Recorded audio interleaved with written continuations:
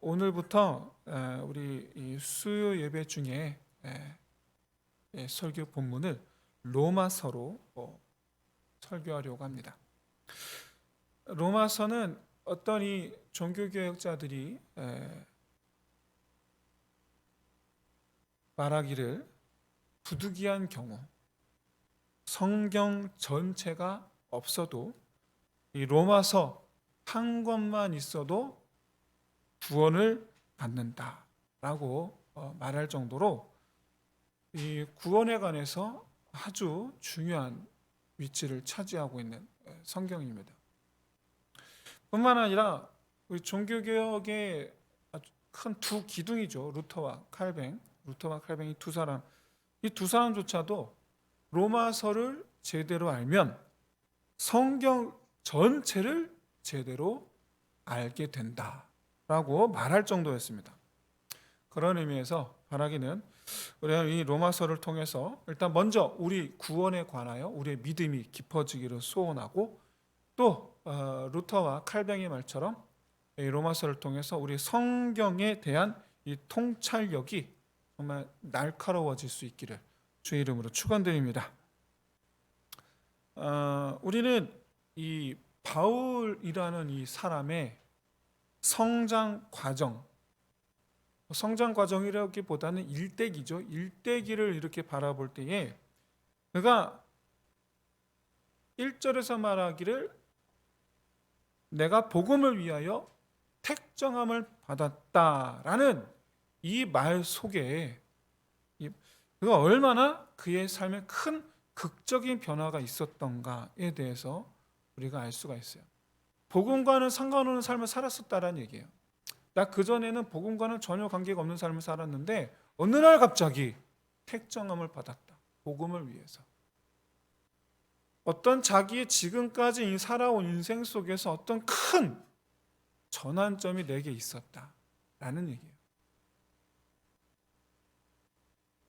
우리가 알다시피 이 바울은 청년의 때 그는 아주 과격한 유대주의자였습니다. 온전한 유대주의자였다가 과격한 유대주의자가 됩니다. 중요한 것은 그가 정말 이 아주 진실한 유대주의자였다. 그런데 어떤 일로 말미암아 온전한 유대주의자에서 과격한 유대주의자로 변했다. 그 이유가 뭘까? 원래는 그냥 그 본인 스스로가 유대주의, 율법주의자, 그래서 아주 성실한 유대인이었습니다. 그런데 기독교인들이라는 소위 그리스도인들이라는 이들을 보게 되면서 마음에 분노하게 되죠. 그렇게 되면서 이 예수, 내 알기로는 분명 사람인데 여러분 이 예수님과 사도 바울은 동시대 사람이에요. 그렇기 때문에 사도 바울이 죽으시기 전에 예수를 그가 몰랐을 리가 없습니다. 알고 있었어요. 알고 있었는데 또 불구하고 예수를 인정하지 않았던 거죠. 예수님의 십자가 못 박히셨을 당시 그 현장에 그가 있었는지는 모르겠지만 그러나 예수님께서 십자가 못 박히시던 그 시간에 그는 분명 그 시간대에 살고 있었어요. 예루살렘에 있었을지도 모르죠. 아니면 그의 고향 다소에 있었는지도 모르죠. 하지만 그는 분명 가말리엘의 문화생이라 그래서 그는 분명 예루살렘에 살고 있었어요. 그렇기 때문에 예수의 십자가를 못 보았을 리가 없습니다. 분명 자기가 알기로 예수는 십자가에 못 박혀 죽은 사람이란 말이에요. 분명 무덤에 묻혔단 말이에요. 근데 그보고 하나님이라니 충실한 성실한 유대주의자 입장에서 유대인으로서는 그건 도저히 못 보겠다는 거예요. 그래서 그는 과격한 유대주의자로 변신합니다. 다 죽이겠다. 그리스도인은 다 잡아 죽이겠다. 그런데 그가 지금 우리가 알고 있다시피 온전한 복음주의자가 되어 있습니다. 온전한 복음주의자. 하지만 여러분 사도 바울이 살던 시대의 주류, 그 시대의 주류는 유대주의자들이에요. 과격한 유대주의자들. 그들이 그 시대의 주류들이었어요. 그리고 온전한 복음주의자들은 한마디로 말해서 그 사회의 질서에 전혀 순응하지 못하는 겉도는 비주류였어요. 사도 바울 본인이 나는 원래 우리 사회의 주류 인생이었는데 어느 날 갑자기 내가 비주류 인생이 됐다라는 거예요. 어떻게 해서 그렇게 됐던가? 그것을 자기 그 경험을 로마서를 통해서 쭉 설명을 합니다. 이제 그렇기 때문에 이제 우리 로마서를 통해서 만나게 될 이 바울의 말씀을 통해서 우리도 바울이 초대하는 바울의 그 삶 속에 우리가 함께 들어가면서 그가 어떻게 해서 주류 인생에서 비주류 인생이 되었는지 그 의미를 곱씹어 보면서 우리도 또한 그의 인생길을 따라갈 수 있는 제자 인생길을 따라갈 수 있는 저와 여러분 되시기를 주의 이름으로 축원드립니다. 여러분 요즘 20대는 2000년대에 태어났죠. 그래서 밀레니엄 제너레이션, 그래서 MZ세대라고 부르죠. MZ세대. 이 MZ세대에 대한 요즘에 그 MZ세대들이 보이는 여러 모습들에 대해서 세간에는 긍정과 부정의 평가들이 있습니다. 긍정이든 부정이든지 간에 하여간에 그런 평가들의 결론들을 볼 때에 한 가지 분명한 것은 MZ세대가 기존 세대는 너무 달라요. 너무 달라요. 사고방식도 다르고 행동방식도 다르고 너무 달라요. 구체적으로 뭐가 다르냐? 뭐 그건 그렇게 중요하지 않고요. 그것도 그 다른 점들을 우리가 다뤄야 될 만큼 뭐 이 시간에 그렇게 중요한 문제도 아닙니다. 왜 그러는가? 여러분 30년 전을 기억하십니까? 30년 전에 여기 계시던 분들 대부분 다 10대 아니면 유치원 다니셨을 것 같은데 저는 딱 20대 20대였거든요. 딱 20. 그때 사회에서 뉴스에서도 아주 중요한 사회 이슈로 다뤘어요. 오렌지족이 나타났다. 그래서 오렌지족에 대해서 아주 사회에서 심층 연구, 그래서 한참 그렇게 뉴스에 다룰 정도였어요. 그게 제 세대거든요. 근데 여러분 30년이 지난 지금 한번 보세요. 똑같아요. 기존 세대나 그때 당시 우리가 보았던 기존 세대나 뭐 별반 차이가 하나도 없어요. 시대가 지나다 보니 오렌지 세대, 오렌지족이 지나고 나니까 그때 당시 Z세대, Z세대 지나니까 X세대, 다 똑같습니다. 다 똑같아요. 왜 그렇습니까? 살다 보면 그 나라와 그 시대의 문화, 환경, 관습, 질서 이런 것들에 점점 적응해 가게 될 수밖에 없고, 그러니까 우리가 흔히 말하는 기존 세대와 닮아갈 수밖에 없어요. 일단 결혼을 합니다. 일단 결혼을 하니 먹고 살아야죠. 먹고 살려니 기존 관습대로 살아야죠. 어쩔 수가 없어요. 책임감이라는 게 생기다 보니까 어쩔 수 없이 따라가게 돼 있어요. 어쨌든 제가 말하고자 드리는 핵심은 뭐냐? 누구나가 다 20대 초반에는 세상과 다른 것 같은 느낌, 뭐 그렇게 우리가 생각하고 그렇게 살아갈지는 모르겠지만 시간이 지나면 결국엔 같아지더라는 거예요. 30대만 돼도 좀 다름을 느낄 수 있겠지만 여러분 50만 돼 보세요. 똑같아집니다. 그러다가 70대 보세요. 똑같아집니다. 놀라운 사실은 70이 되면 대부분 성도들은 자그마치 3000년 전에 솔로몬이 한 소리를 하고 있더라는 거예요. 자그마치 3000년 전 사람이 했던 말하고 똑같은 소리를 그때 가면 하게 됩니다. 우리는 그렇게 나이가 들수록 정말 세상과 달라지기가 힘든 그런 삶을 살아요. 그런데 오늘 본문의 사도 바울은요 60대 노인입니다. 지금 현재 60대 노인이에요. 그리고 그가 예수를 만났을 때는 30년 전이에요. 30년 전 바울은 사울이라는 이름의 바리새인 청년이었어요. 바리새인 그룹은 유다라는 사회의 리더 그룹이에요. 이끄는 자들이에요. 유다 사회의 질서를 이끌고 유다 사회의 질서를 지키는 자들이었단 말이에요. 그리고 당연히 바리새인들이 기득권층이고 이 사회 질서를 지키려는 입장이죠. 그런 이들의 눈에 예수의 제자들은 이 사회 질서를 무너뜨리려는 사회 악인 거예요.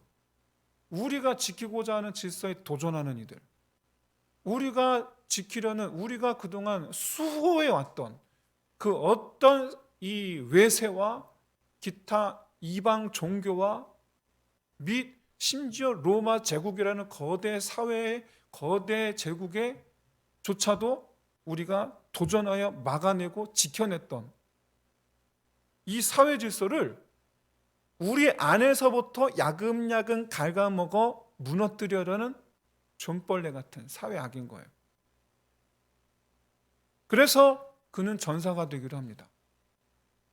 그래서 그는 한마디로 해서 유대 수호자가 되려고 했던 거예요. 그리고 스스로가 그걸 굉장히 자랑스러워했어요. 그거를 굉장히 자랑스러워했고, 굉장히 그런 자기 자신을 굉장히 뭔가 프라이드를 가지고 있었어요. 그런 상태에서 이 기독교인들이 일망타진하기 위해서 길을 나섰죠. 그런데 아시다시피 그 길에서 예수 음성을 듣게 됩니다. 이때 예수님께서 하신 말씀이 뭐냐? 내 제자가 되어라가 아니에요. 내 제자가 되어라가 아니고, 여러분도 알고 계시죠? 뭐라고 말씀하셨습니까? 나는 네가 박해하는 예수라. 내 제자가 아니라 내 제자가 되라가 아니고 네가 나를 지금 박해하고 있어. 한마디로 얘기해서 지금 사울이 하는 짓이 어떤 짓인지를 지금 말씀하신 거예요. 그런데 30년이 지나서 로마 성도들에게 그때 그 음성을, 어떤 음성이다? 나를 부르시는 음성이다. 복음을 위하여 택정하신 음성이다. 그때 그 음성이.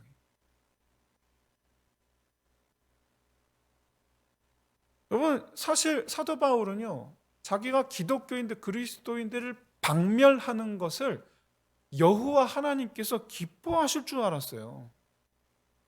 그래서 그는 되게 프라이드를 갖고 있었던 거예요. 그런데 그가 알기로 대낮에 햇빛보다 더 밝은 빛으로 임하시는 분, 자기 생각엔 그런 분은 하나님밖에 없는데 그 하나님이 나타나셔서 뭐라 말씀하시는가? 네가 나를 박해하고 있다라는 거예요. 난 하나님이 나를 기뻐할 줄 알았는데 하나님이 내가 너 때문에 괴롭다, 이렇게 말씀하시는 거예요. 이게 1차 충격입니다. 일단 이게 1차 충격이고, 내가 지금 하나님을 괴롭게 하고 있다고? 이게 일단 1차 충격이에요. 2차 충격은 근데 자기가 예수래. 나는 네가 박해하는 예수라. 하나님인 줄 알았는데 하나님이 예수라는 거예요. 두 번 충격받은 거예요, 이게. 그가 그 뒤로 눈이 멀어서 눕죠. 자리에 누웁니다. 그리고 고민을 시작합니다. 아나니아라는 사람에 의해서 3일 만에 눈을 다시 뜹니다. 그리고 그가 만난 그 예수가 누군가, 아니 예수님이 하나님인 건지 알겠는데 어떻게 해서 예수님이 하나님이신가? 성경을 처음부터, 창세기부터 다시 살펴보기 시작합니다. 다시. 아라비아 광야에 가서 3년 동안 어느 굴 속에 들어가서 3년 동안 다시 봅니다. 다시. 그 결과 창세기에 나와 있는, 창세기부터 말라기까지 모든 선지자들의 글에 기록된 메시아가 바로 십자가에서 죽으신 예수님이시라는 사실을 깨닫게 됩니다. 왜? 창세기 3장 15절에 여자의 후손이 마귀에 의해서 죽으리라고 말씀하시잖아요. 여자의 후손이. 이 예수님이잖아요. 이 여자의 후손이라고 뿐만 아니라 이사야서 7장의 이새의 뿌리라는 표현부터 시작해서 수없이 많은 장차 다윗의 후손을 상징하는, 심지어 가장 앞번은 여러분 너무나 잘 알듯이 이사야서 60장이죠.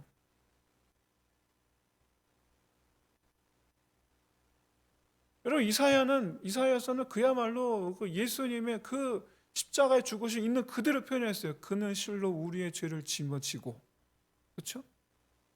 있는 그대로. 그제서야 비로소 십자가 예수, 그가 바로 이사야서의 그 분이시구나. 그러자 마음이 급해지는 거예요. 그때부터. 왜? 지금도 수많은 유대인들이 성경을 왜곡해서 배우고 있잖아요. 지금 성경을 왜곡해서 배우고 있고, 지금 예수님이 하나님이라는 사실에 대해서 귀를 완전히 닫고 있잖아요. 구원이 없는 거예요. 내 민족에게, 내 가족에게 구원이 없는 거예요.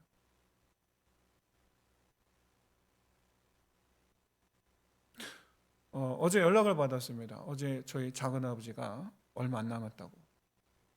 골수암 투병 중이시잖아요. 말씀드렸다시피. 근데 병원에서 이제 얼마 안 남았다는 그런 연락을 받았습니다. 물론 저는 아버지가 아니라 이제 작은아버지라 뭐 그렇긴 합니다만은 아직 안 믿으시거든요. 작은 댁이 아무도 안 믿어요. 작은 댁. 마음에 너무 안타까움이 있습니다. 안타까움. 사도 바울은 이 안타까움을 참지를 못하고 이제부터 달려 나간 거예요. 전해야 된다. 알려야 된다. 그래서 그는 하나님으로부터 저들에게 이 소식을 알리는 자, 그게 사도예요. 그게 알리는 자. 알리는 자로, 그러니까 보내심을 받은 자로 자기를 그때 다메섹에서 불렀다라고 말씀하는 거예요. 그래서 자기를 사도라고 표현하는 거예요. 하나님께 나를 사도로 부르셨다. 이렇게 해서 이 과격한 유대주의 수호자가 유대주의를 허물어뜨리려는 온전한 복음주의자로 재탄생하게 됩니다.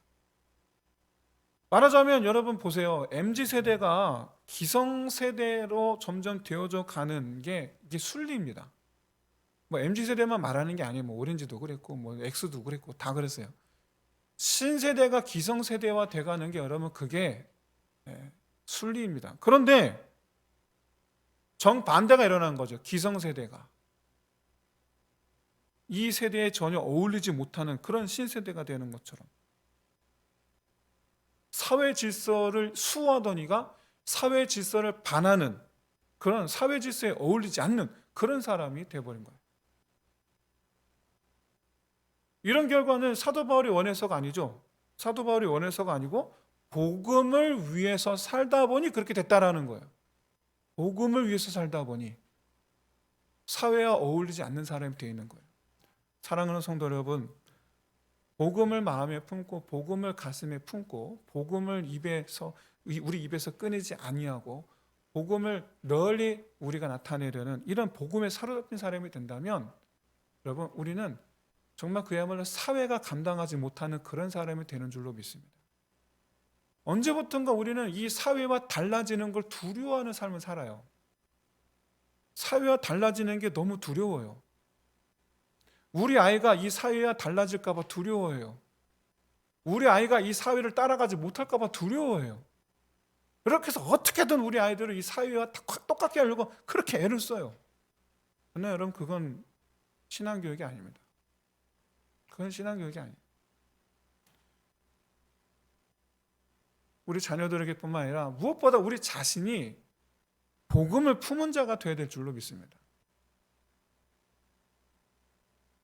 이께서 사도 바울이 로마에 있는 성도들에게 하는 첫인사가 나는 복음 때문에 변화된 사람이다 라는 거예요. 그러면서 인사말의 마지막에 뭐라 마무리하느냐, 너희도 부르심을 받은 자라. 6절이죠. 나처럼 너희도 부르심을 받은 자. 그런 너희에게 은혜와 평강이 함께 있기를 원하노라. 이 로마서의 첫머리에서 사도 바울은 로마서를 쓴 이유를 분명하게 나타내고 있습니다. 바로 우리는 복음으로 말미암아 세상과 다른 사람이 되었다라는 사실입니다. 된 거예요. 오히려 제가 이 강단에서 우리 교회 성도 여러분 세상과 다른 사람이 되시기를 바랍니다. 이거는 여러분 잘못된 거예요. 왜? 여러분은 복음을 받은 자니까.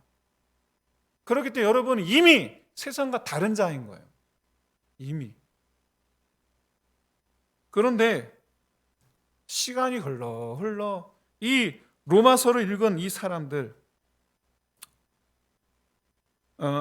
이 말씀 잘못드렸어요. 이 로마서를 받은, 이 편지를 받은 이 로마인들은 사실 세상과 다를 바 없는 삶을 살고 있었거든요. 그래서 이 로마서를 쓴 거예요, 그들에게. 그런데 여러분, 사도 바울이 로마서를 쓰고 시간이 지나갑니다. 100년이 지나고 1000년이 지나고 1500년이 지나고 이 후대에 이 로마서를 읽은 사람들이 있는데 그 사람들이 사도 바울처럼 변화하기 시작합니다. 여러분, 우리가 너무나 잘 아는 성 어거스틴은 사실은 신학자이기보다 먼저는 사실 철학자였어요. 그는 20대를 철학 공부로 보낸 사람이었어요. 그런데 그의 이 철학에 관한, 인생에 관한 그의 고찰이 그를 허무함으로 빠뜨렸어요. 그래서 그 허무함을 채우기 위해서 그는 술과 성적으로, 방탕과 성적으로 타락하게 된 사람이 돼요. 그러던 어느 날 정원에 앉아 있었는데 그의 어머니가 그를 위해서 엄청 기도했죠. 엄청 기도했는데 그 어머니의 기도 덕분인지 그 어느 날 정원에 앉아 있었는데 갑자기 귓가에 어린아이의 음성이 들렸습니다. 단 두 마디. 툴레레게. 우리말로 번역하면 책을 들고 읽으라는, 책을 들고 읽으라. 툴레레게. 그 음성을 딱 들으는데 이게 뭐지? 하고 하다가 갑자기 책을 읽어야 되겠다고 해서 자기 책상에 올라가서 책상에 올려져 있는 책을 읽었는데 그게 하필이면 성경이었어요. 그가 펴서 읽은 부분이 하필이면 로마서 13장이었어요. 로마서 13장 13절에서 14절 말씀. 낮에와 같이 단정히 행하고 방탕하거나 술 취하지 말며 음란하거나 호색하지 말며 다투거나 시기하지 말고 오직 주 예수 그리스도로 옷 입고 정욕을 위하여 육신의 일을 도모하지 말라. 딱 자기 얘기인 거예요. 정확하게 지금. 이 말씀이 딱 듣는 순간 그는 정말 그야말로 뭔가 어떤 환한 빛이 자기를 비추고 환한 빛에 둘러싸인 것 같은 기분에 들었다고 그는 그의 이 참회록에서 기록하고 있어요. 그러면서 자기 그 빛 안에서 그는 눈물로 회개하게 됩니다. 이 말씀에서 그는 한 가지 사실을 깨달았던 거예요. 뭘 깨달았느냐? 하나님께서 자기를 한시도 자기에게서 눈을 떼신 적이 없구나를 깨달은 거예요. 한시도 내게서 눈을 떼신 적이 없으시구나. 내가 무슨 짓을 했는지 하나님 다 보고 계셨구나. 근데 이런 날을 내버려두지 아니하시고 마지막으로 뭐라 말씀하십니까? 예수 그만하고, 이 의미가 그거잖아요. 너 이제 그만하고 예수 그리스도 옷을 입으라. 이제 그 말 앞에 주여 내가 이제는 그리스도의 옷을 입겠나이다. 그래서 우리가 아는 그 세인트 어거스틴이 되는 겁니다. 그래서 한마디로 얘기해서 어거스틴이 새 사람이 된 것은 바로 로마서 때문이었어요. 루터가 로마서를 읽으려고 펴들었다가 로마서 첫 장에서부터 진도가 안 나갔어요. 왜? 그의 눈이 머물렀던 것은 로마서 1장 17절이었습니다. 복음에는 하나님의 의가 나타나서 믿음으로 믿음에 이르게 하나니 기록된 바 오직 의는 믿음으로 말미암아 살리람과 같으니라. 이 말씀에서부터 도저히 계속 진도 나가서 읽을 수가 없었어요. 사로잡혔거든요. 믿음으로 의에 이른다고? 믿음으로 의에 이른다고? 그때부터 그는 고민하기 시작했고 결국에는 로마서를 자기 학생들에게 강의하기 시작했고 결국에는 카톨릭 교회의 잘못을 꼬집는 종교개혁자로 나가게 됩니다. 그 자신이 죄의 고통에서 벗어날 수 있었고 또 교회의 변화를 이끌어가는 선구자로 일어섰었던 이유는 바로 로마서 때문이었어요. 존 웨슬리는 믿음으로 의롭다함을 얻는다라는 이 진리를 머리로는 이해하고 있었어요. 근데 도저히 마음으로는 그게 받아들여지지가 않는 거예요. 와닿지가 않는 거예요. 그러다가 어느 날 길을 가다가 잠시 들러오는 시골교회에서 시골교회 어떤 설교자의 그 설교를 듣고 있는데 이 설교자가 설교를 자꾸 뜨던 설교를 하는 거예요. 설교를 참 답답하게 하는 거예요. 그게 무슨 말인지 모르겠고 계속 그냥 한 말 또 하고 반복하고 그러는 거예요. 그런데 갑자기 이 설교하시는 분이 뭔가 이 성령에 사로잡혔는가 갑자기 뜨겁게 열변을 토하는데 같은 말을 반복하는 거예요. 뭐라고 반복하느냐? 하나님께서 우리 죄를 사하신 줄로 믿습니다. 이제는 주님을 바라보시길 바랍니다. 하나님께서 우리 죄를 사하신 줄로 믿습니다. 이제는 우리가 주님을 바라보기 원합니다. 하나님께서 우리 죄를 사하신 줄로 믿습니다. 이제는 우리가 주님을 바라봐야 될 줄로 믿습니다. 주님을 바라보십시오. 주님 바라보십시오. 이 말을 듣는데 갑자기 하나님께서 내 죄를 용서하셨다고. 하나님께서 내 죄를 용서하셨다고. 그 순간 자기 죄가 쫙 지나가는 거예요. 근데 그것들이 용서받았다고? 그런 것들도 용서받았다고? 그러면서 그가 뭐라 말하냐? 주여, 나 같은 죄인도 용서하시나이까?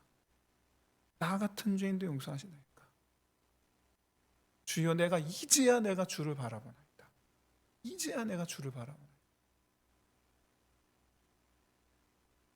웨슬리가 변화된 것도 로마서 때문이었어요.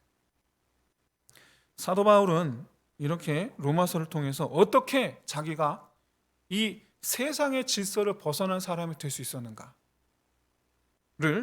쭉 설명을 하는데 이렇게 설명합니다. 2절에서 먼저 성부 하나님께서 아들을 준비하셨고 3절에서 그의 아들 성자 하나님께서 약속대로 이 땅에 오셨고 4절에서 성령 하나님께서 죽으시고 부활하신 성자 예수 그리스도를 선포하시고 성부, 성자, 성령 삼위 하나님께서 이렇게 우리의 구원을 위하여 일하셨는데 그 일하심은 곧 나를 그리스도의 것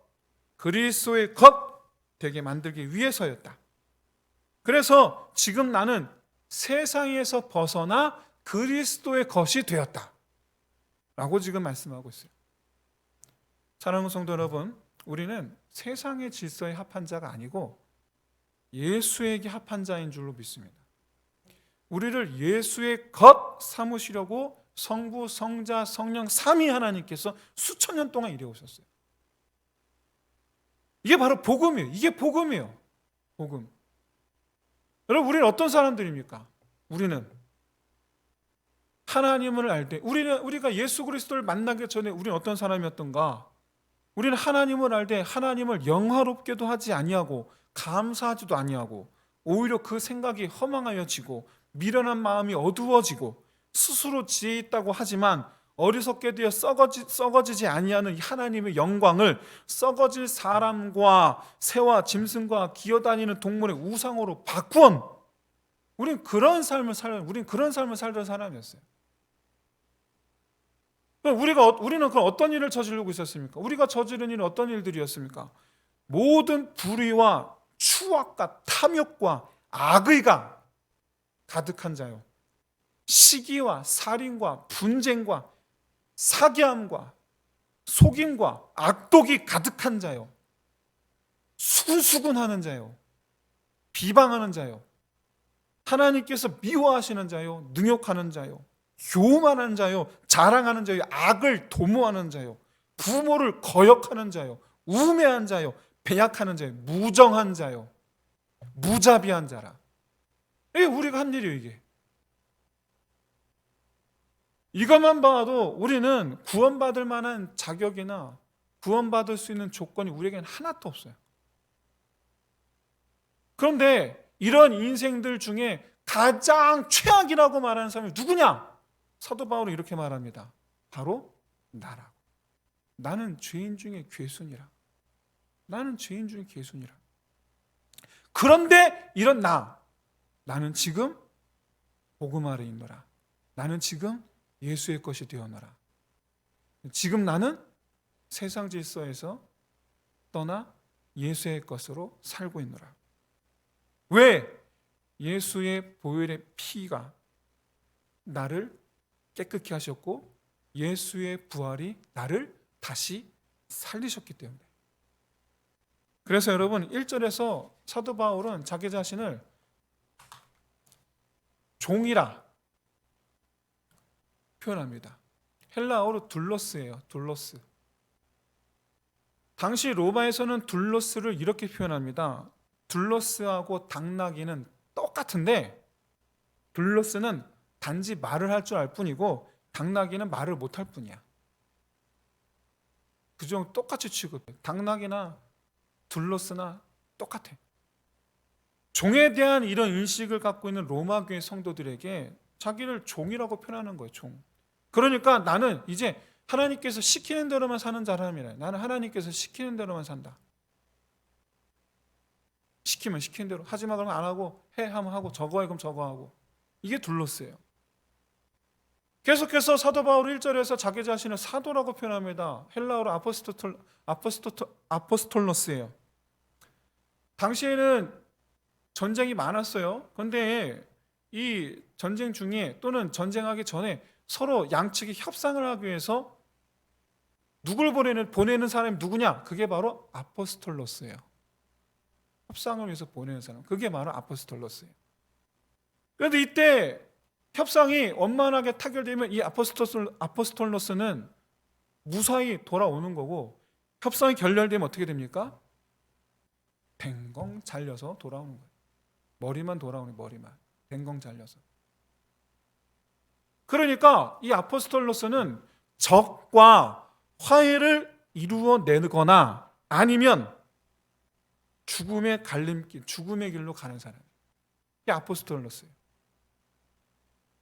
그래서 그는 자기 자신을 하나님께서 시키시는 대로 살아가는 둘로스요, 또는 하나님과 원수되었던 이들을 하나님과 화해시키든가 아니면 죽든가 하는 아폴로스톨로스가 되었다. 복음을 위해서. 사도라는 표현이 여러분 그렇게 좋은 표현이 아니죠. 그래서 사도 바울은 로마서 이 첫인사에서 하나님을 부정하던 이가 하나님을 인정하게 하는 일에 앞장서게 된 일을 이렇게 쭉 밝히면서 로마 교회 성도들에게 뭐라 말씀하느냐? 너희도 마찬가지라. 너희도 마찬가지라. 왜? 그것이 곧 여러분, 그것이 곧 그리스도인의 정체성이기 때문에 그래요. 그리스도인은 둘로스요 아포스톨로스입니다. 이게 그리스도인이에요.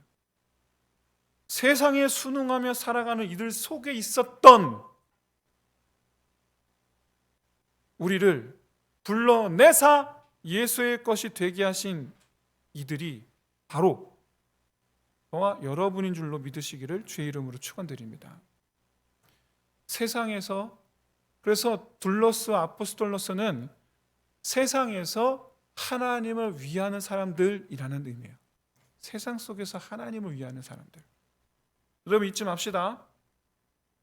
하나님은 하나님 곁에, 하나님에게서 떠나 있었던 우리를 다시 하나님 곁에 세우시려고 너무나 많은 일을 하셨어요.